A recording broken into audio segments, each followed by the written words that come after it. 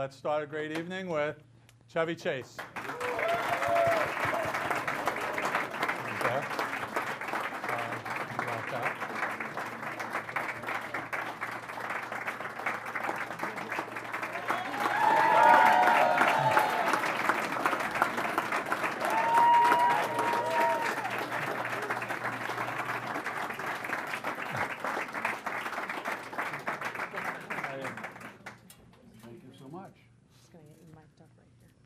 Take your filthy hands off.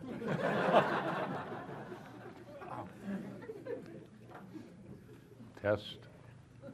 Testing, 1, 2, 3. I'm scared to ask most of my questions. So great to have you at Steiner Sports. Mostly we have sports legends, and you have kind of been a sports legend in a few different things. Is that a question?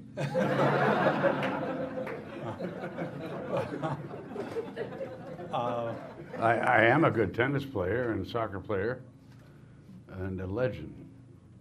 You were? Thanks for the, what? You were mentioning playing soccer earlier. How long did you play soccer for? Most of the games were like an hour.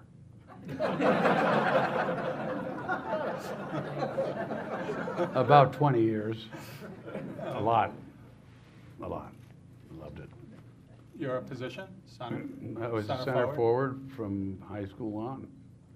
And then after in college, and then I played with UCLA, their team, when they practiced during the summer, and I was already hitting my 30s or whatever.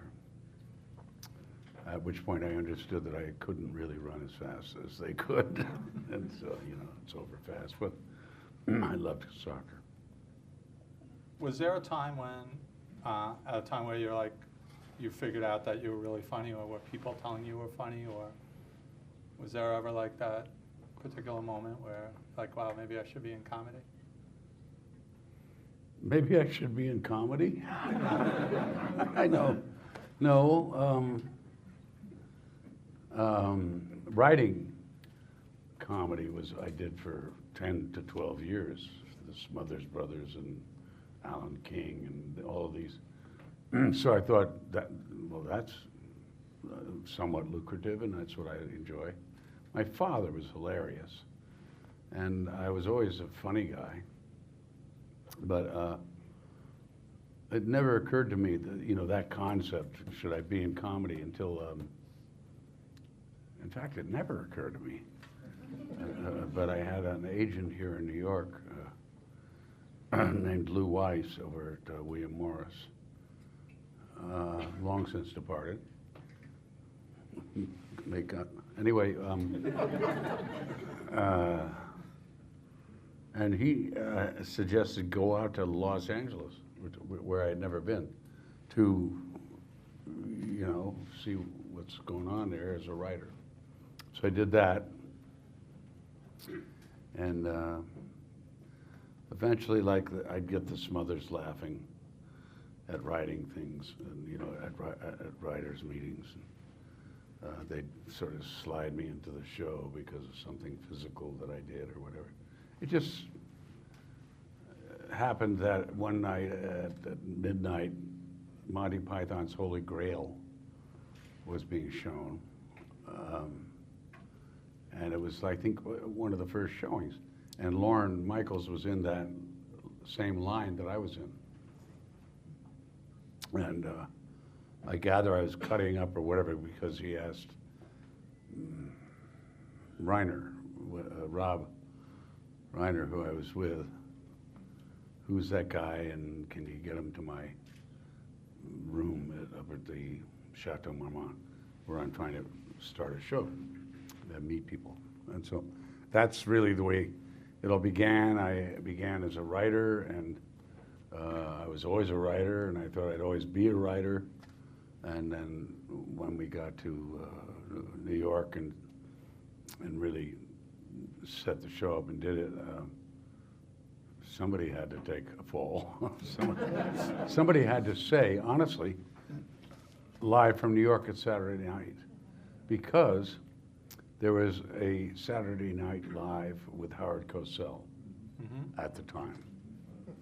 And his, I think, funny guys were Bill Murray and Brian Doyle Murray, his brother.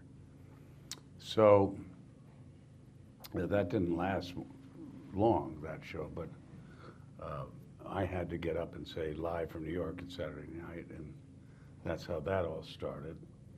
And having done many stunt falls and stunt work and whatnot, I'd always throw some odd, for a guy who looks like me, fall into something, and that became the opening. With Caddyshack, I know that was... I'm sorry, your time's up.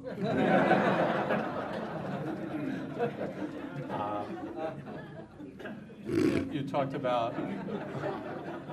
We were talking about a little bit about Caddyshack and Michael and Cindy and all different relationships in it. In the beginning, people thinking the movie, you know, was going to be not as successful, and now here it is, you know, 35 years later, and people are dying to buy the posters that you sign, and you mentioned something. Thanks for letting me in on that.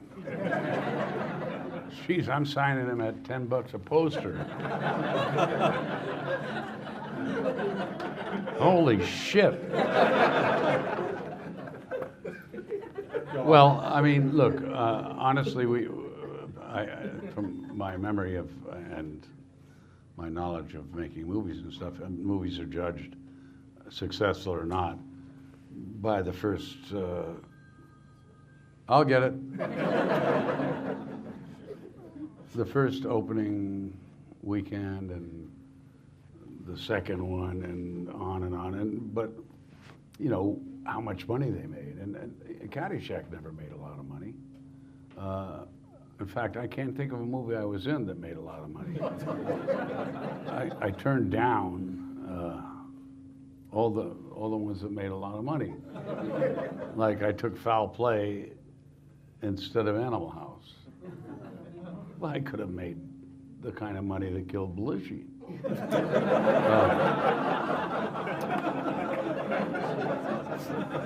But I mean, it went along that way. I wanted to work with Goldie, and I'd never met her, and I thought she was wonderful, and maybe I'd sort of lived Animal House in my own life, having toilet papered most of the Haverford campus when I was in college and stuff. But you know, I just felt I wanted something new. I do think you're getting a little feedback from my mic. Hello? Just a touch. Did you feel it? Did you hear it? Would you like to see my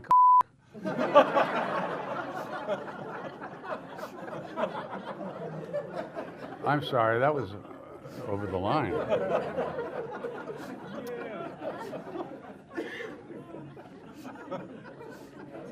Next question. Justin, one of the questions, where do you go from there? There's a time, and if you compare it to sports and what we do here, where Derek Jeter becomes Derek Jeter, there's that moment where all of a sudden he's on the map, or Magic, or some of the great Lakers that we were talking about, where all of a sudden they become a household name, whether it's LeBron or whatever, and we've had so many of them through here. Is there like an era or a period of time where something you did where you woke up the next day and Chevy Chase was just somewhere where people were asking for your autograph and seeing you in restaurants? Was there a defining period of time, movie moment, where all of a sudden you're like, wow, you know, I'm on the grid, so to say? By the way, those guys are at my house right now having dinner. No, I mean, of course. Well, I don't know. It's tough to really nail it down because it's not as if it's great athletes, right. Although I happen to be a great athlete. I think that a month or two into SNL that people I remember walking from my apartment not far to Rockefeller Center where we would shoot SNL, and walking back and hearing from people, and that was clearly Chevy Chase, unless there were people who had trains and difficulty trying to get onto them, or I don't know. Anyway, so I got a sense of that, and it happened relatively quickly. So I mean, that may have been my moment. It certainly isn't the same as working your ass off at basketball or baseball or football or whatever, or tennis, over many, many years, 8 hours a day. For me, it came rather easily, although I did work very hard as a writer. I didn't do any stand-up comedy or any of that stuff. I felt that was sort of desperate looking and kind of odd. So it just sort of came my way, and I accepted that. And also by that time I was 31, you know, so I was already very mature. But mature enough at least to get the concept. Would you say, is there another movie that you either passed or you thought about that you kind of looked Passed on? Passed on. Oh shit. That you wish you had back to? Forrest Gump? Passed on it. Really? Blues Brothers? Passed. What do you call it? With Billy and all of them, and Harold and Ghostbusters? Passed. I passed on many things. Did you pass on gut feeling or the business of it, or? Well, I never actually got the script for Gut Feeling.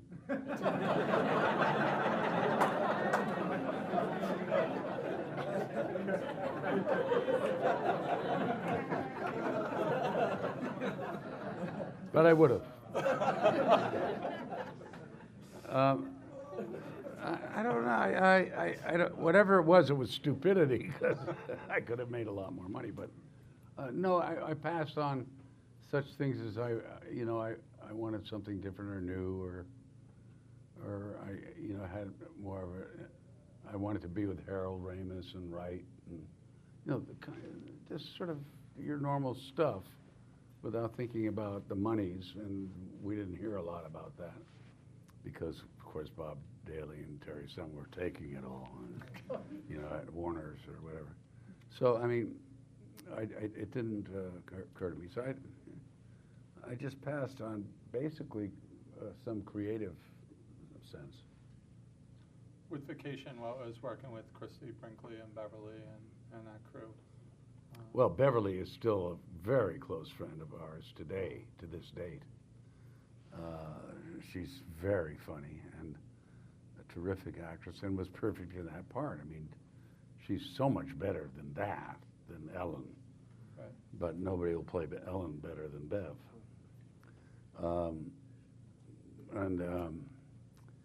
How can you skip out on Randy? I mean, he's the perfect cousin Eddie.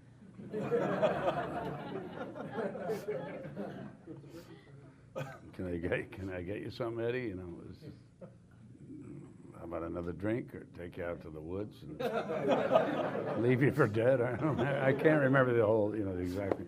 But no, I'm fine, Clark. Then an entire expensive piece of sculpture is ruined by him. He was wonderful. I hope for him that everything's okay, but I don't know what's going on. So I mean, those are three main, obviously, characters. But Beverly, and then Christy is Christy. She's a very beautiful girl who fit in her fashion. She can't act a hell of a lot better than Dennis, but that maybe has improved, I hope. No, just for her I do. I mean, because It's amazing when you think that 40 years ago,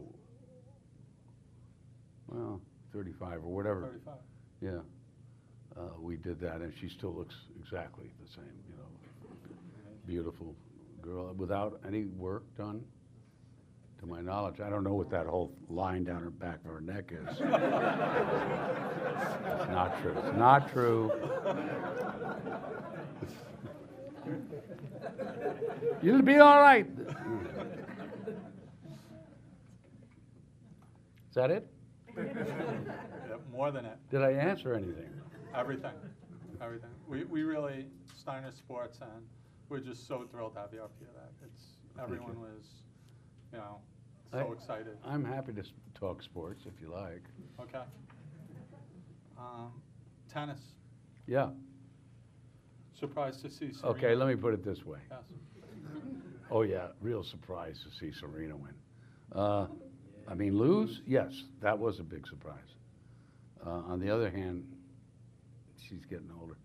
Roger, 34, and Djokovic, 28. Djokovic is good. We have to give it to him. He's just not quite as likable as Yeah, Roger. people have never warmed up, right? No. Same way they never warmed up to Sampras, really. But you can see that he's trying to get them to warm up to him.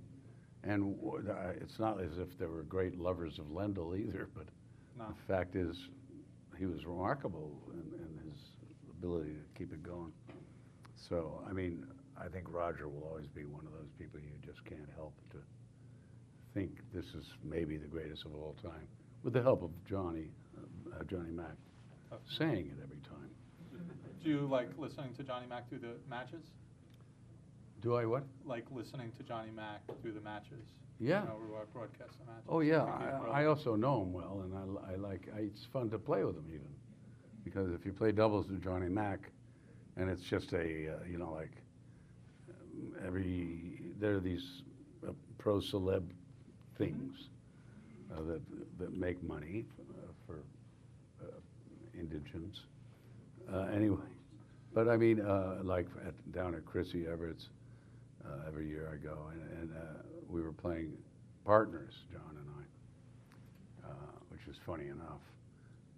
And Chrissy was with, at the time, President one of the Bushes, and I missed the ball. I mean, it's amazing because, you know, John is very likable, and I love him, and I want to beat him up sometimes. But, you know, there you are, and everything's polite, people applauding, lots of people, and then I miss a fucking nothing. You know, I hit a return, Right. and it's like a good half volley. And then, so it's hit up in the air because it's a serve to me, let's say from Bush. And then I, this close to the net, and I whack it into the net. And that's John, it's right there. You asshole! You know, it's like, how could you miss that after a great, you know, just say, Jesus, John. Christ, what am I supposed to be, Federer? But, yeah, I love tennis. I love any of these. That's one of the great things, by the way. I know that you, as you said, you harbor athletes up here most of the time, and who can blame you? But it's great to be able to mix in with them, providing you have some ability in sports, and be around them, because they're just people. And No way, no question. John just loses his temper at anything, you know. Pass the salt. The salt! You know? No, it's not that bad, but he's pretty funny. I think he said 3 weeks ago he could beat Serena now. Agree? I think so. I think he could, yeah. Yeah. Okay, we're going to take a couple questions from the audience, and then we're going to do some photos and all that good stuff. Is that okay, sir? Yes, yes. Okay, all right. Okay, right here. I was wondering if you could share with us your funniest or fondest memory from my favorite film, Funny Farm. You know, I'm glad you said that, because it happens to be what I think is my best movie. mostly because George Roy Hill, who was a great director, did The Sting and, excuse me.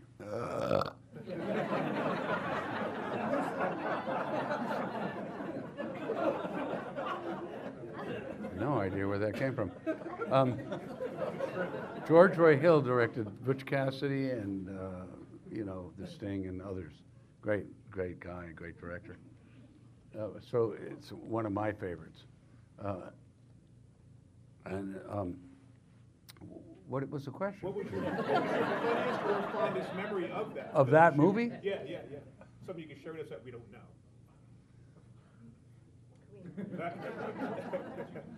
Oh my.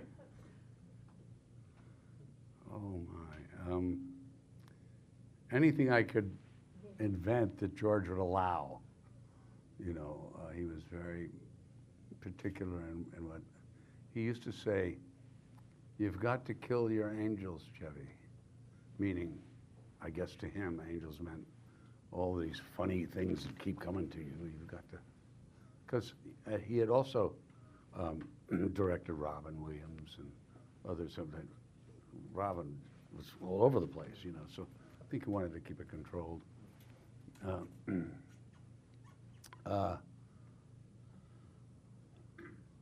Well, there was a prop guy who had a problem with a noise he made when working about the set, and it was this noise. Just no big deal. I never mentioned. Nobody mentioned nothing. But the girl who's in the movie with me, Madeline Smith, a very funny, wonderful girl, and I were supposed to walk. She said, "Well, you should see our phone's here finally," because nothing was arriving at this house that we had rented or bought. And I said, "Oh, well, then let's go look." And of course, it ended up the phone was a pay phone anyway. That they had screwed us, but that wasn't the issue so much as we walked through, and George followed us through this empty living space to the doorway where we would see the phone on the wall. I just went, and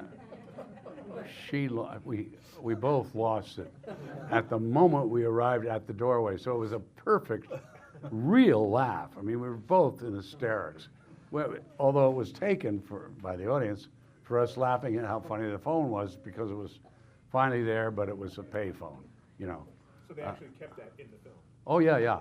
That's great. Oh yeah. That laugh was as real as it gets. Awesome. Yeah. Question right back here.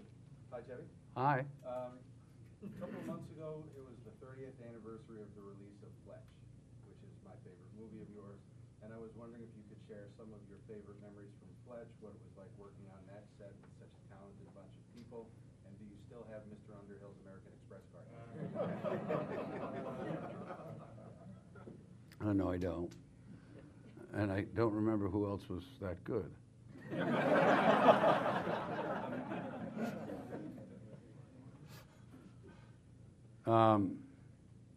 Well, I had a blast because the director was Michael Ritchie, and he was known for some pretty good movies and a good guy. And he just let me go. I mean, that's the only movie I've made where I just winged it, basically. I knew what the situation was, cameras would roll, and I would, I don't know, walk down the hall singing, "There's just someone in my pants." I don't know what, but just stuff, And so I had a great time. What was so funny in that? Oh shit, I don't know, man. There were funny moments. Do you have something in mind? I don't know. It's back a ways, and I can only remember coming into this room. Nobody can play that role but you. Okay, question right here. Who's the funniest person you've ever been around that just made you laugh so hard? My father, by far. And I think just about everybody says that, don't they? I mean, we all. Well, you never met my father. Anyway. About someone famous like Gleason or Field? Gleason. Yeah, we spent a lot of time together. Come on, Jackie, fall down again, break another leg. I mean, you know, Robin was undeniably a funny guy, Williams. But there were so many. I mean, I don't know how to, Bill Murray. Oh gosh, so many that were funny. I always had this sense that I was funnier. Definitely. That's not a good thing necessarily that I said that. I mean, it's egotistical and narcissistic and everything else that Donald Trump is. But I always had the sense that whatever you give me, I'll give it back better or something. So you know, so people who actually made me laugh out loud, it had to be kind of sudden and from out of nowhere. And that meant really mostly physical comedy, because that's my pleasure and what I like. That meant that somebody is doing something that's totally out of the ordinary for them suddenly. So it's surprise. To me, laughter is surprise, as is crying or anything else. But mostly laughter is surprise. So you've got to be, you know, that's how I really started. I was writing with the Smothers Brothers, and we had a meeting, and I had a glass of water in my hand, and they were saying, what's happening? We're not, the ratings are, they're not plummeting, but they're not going up, and I just said, well, look, and the water just flew, and they just went nuts with hysterics. And I said, that's what you need, is surprise. You need to just give them what they don't expect, and what they do expect is Tommy going, and you going, you know. It's great to have a funny song, but those days may have passed since Mozart. And whatever. We're gonna take 2 more questions, and then we're all gonna do great photos. And we're all gonna pee on each other. That too. We have time. Right here. Because you were saying about the slapstick and you know what makes you laugh, right? What do you think of Farley, number 1? Have you asked the question already? And who makes you laugh today? Who's out right now that makes you laugh? Trump? I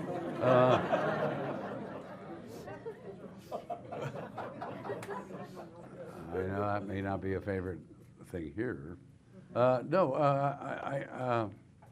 Frankly, I mean, where do you see these people? I don't go to clubs. I never was a stand-up, and I don't watch TV.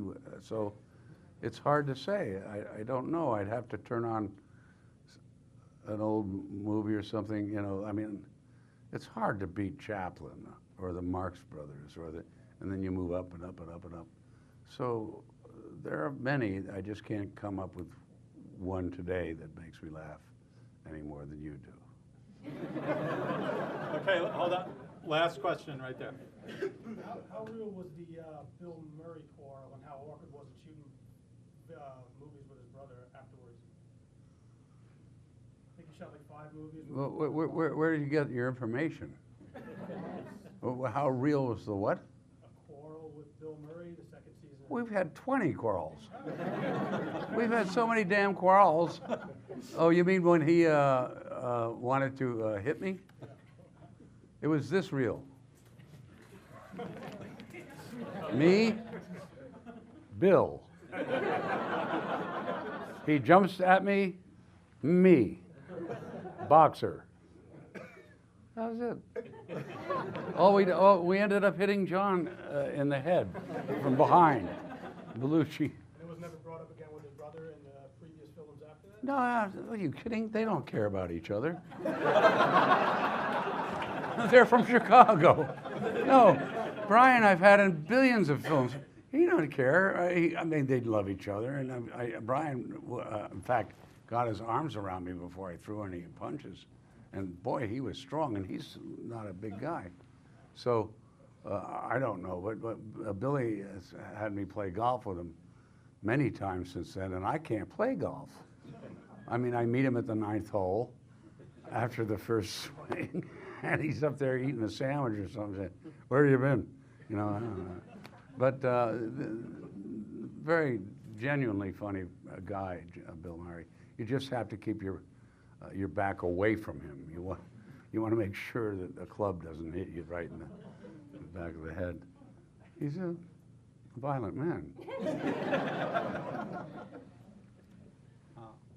Thanks everyone so much. Thank you, sir, for Sure. everything with us.